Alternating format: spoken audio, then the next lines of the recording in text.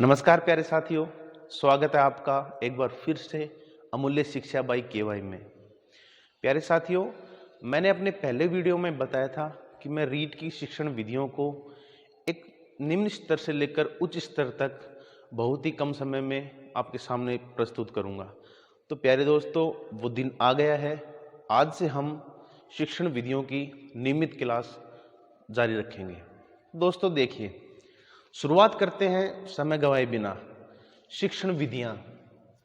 आज का पहला पार्ट रहेगा कि शिक्षण विधियां हैं उनका परिचय, यानी कि शिक्षण विधियां क्या है, इनका उद्भव कहां से हुआ, किस प्रकार से मदद करती हैं। तो देखिए, शिक्षण विधियां, कोई भी काम हम करते हैं उसको करने के अलग अलग तरीके हो सकते हैं।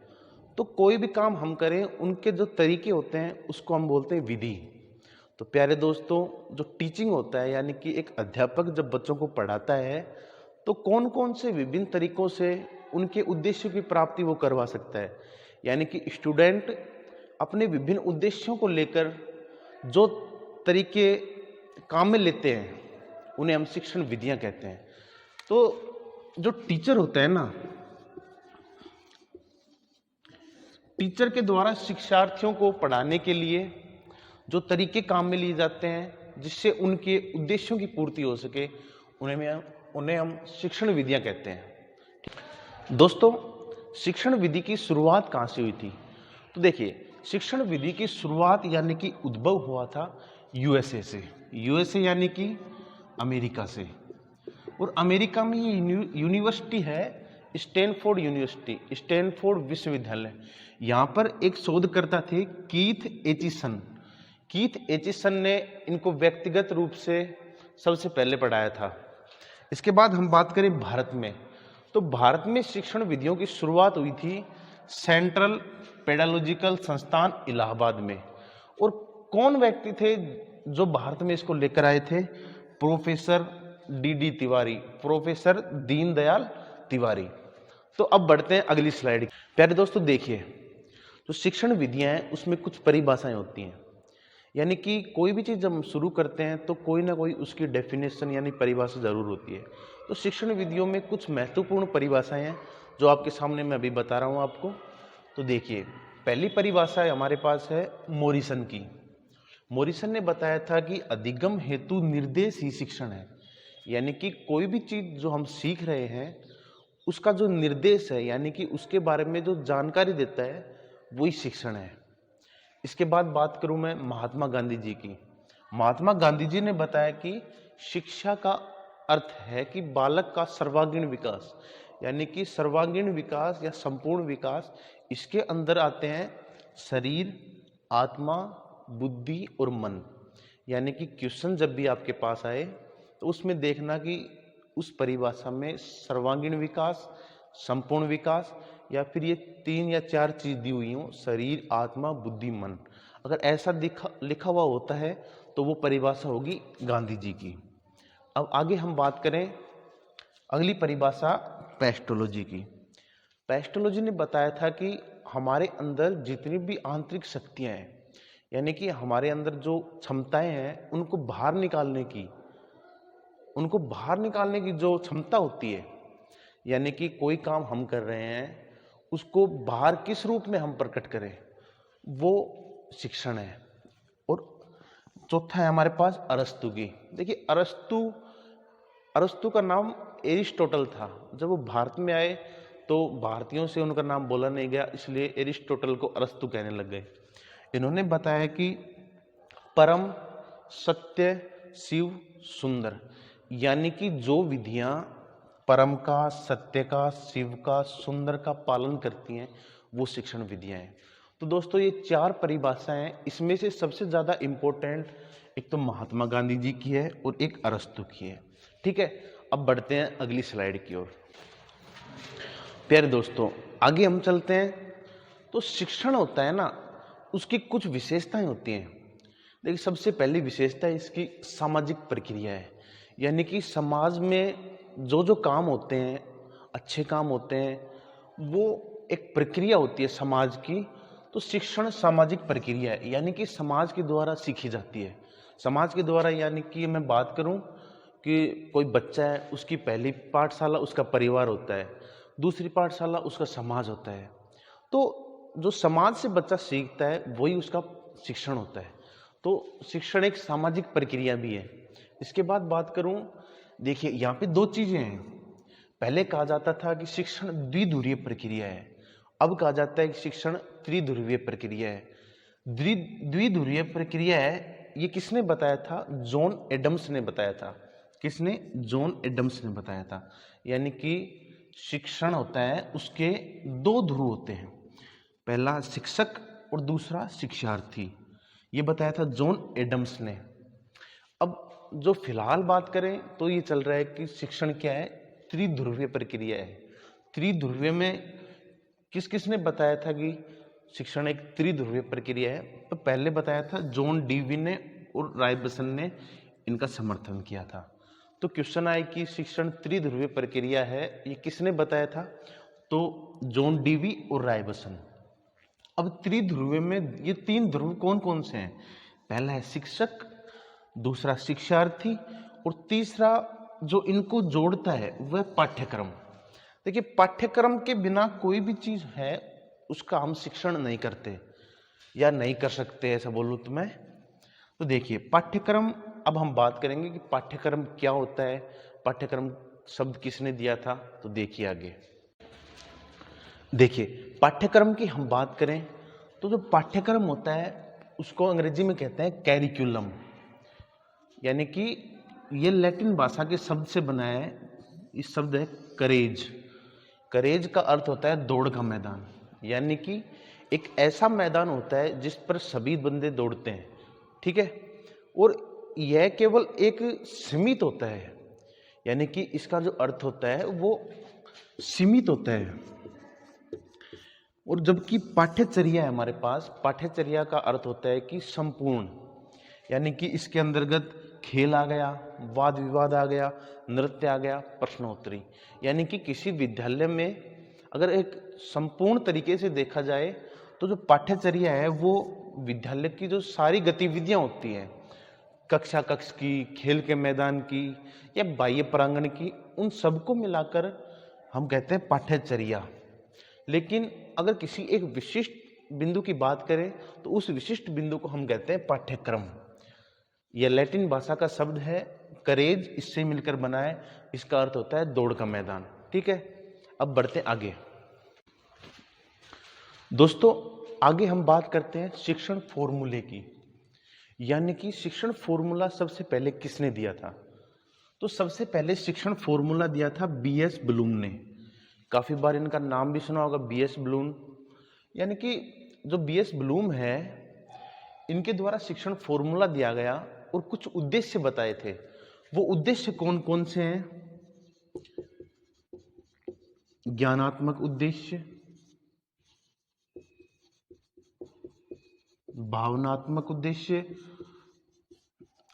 और क्रियात्मक उद्देश्य। ये तीन प्रकार के इन्होंने उद्देश्य बताए थे।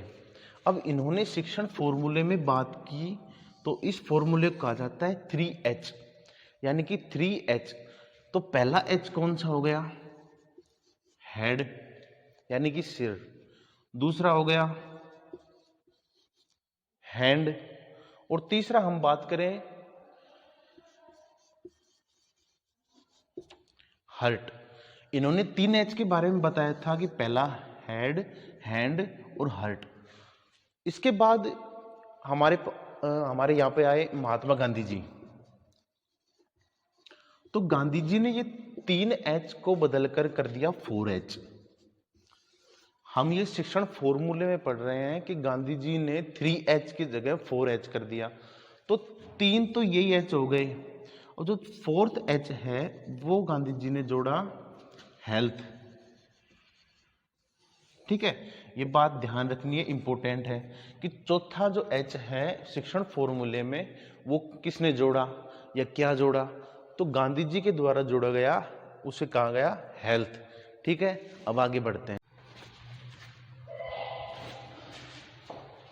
दोस्तों, आगे बढ़ते हैं हम शिक्षण चर, यानी कि शिक्षण चर में हम बात करें कि शिक्षण को प्रभावित करने वाले कारक, तो इसमें हमारे पास 3 चीजें होती हैं। पहला होता है स्वतंत्र चर, यानी कि ऐसा चर जो बिल्कुल स्वतंत्र रूप से कार्य करता है। ये हम बात कर रहे हैं कि एक जो विद्यालय होता है, विद्यालय का जो कक्ष होता है, उसमें 3 प्रकार के चर मिलते हैं। पहला होता है स्वतंत्र चर, यानी कि जो अध्यापक हमारे होते हैं वो स्वतंत्र होते हैं, स्वतंत्र चर का कार्य करते हैं। दूसरा हमारे पास हो गया आश्रित चर, यानी कि आश्रित चर में मैं बात करूं तो जो अध्यापक होते हैं, हमारे टीचर होते हैं, उन पर सबसे ज्यादा निर्भर कौन रहता है एक कक्ष में? तो विद्यार्थी।